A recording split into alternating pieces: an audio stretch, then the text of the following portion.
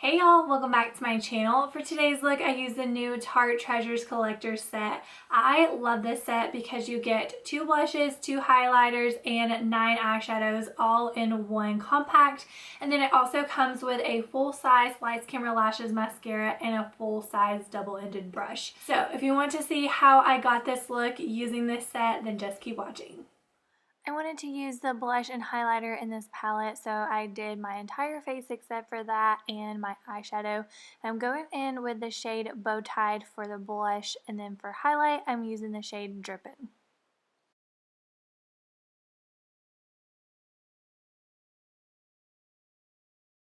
For my transition shade, I am using the shade Hot Cocoa and Chill.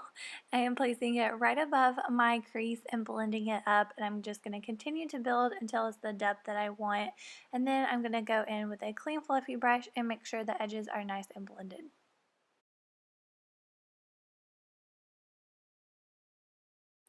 Next, I'm taking the shade Giving and placing it in my crease, and then I'm going to use the same shade to place along my lower lash line.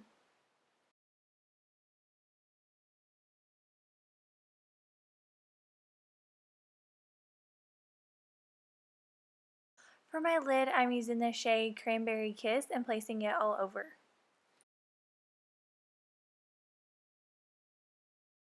Next, I'm going back in with the shade Giving and placing it on the outer corner of my lid, dragging it up into the crease some more. And then I'm also going to place it on the outer corner of my lower lash line as well. For mascara, I am using Maneater by Tarte, which is my all-time favorite.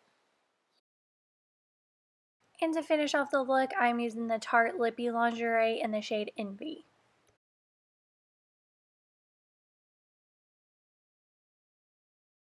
So that completes this look. I really hope that y'all liked it. If you did, please give this video a thumbs up.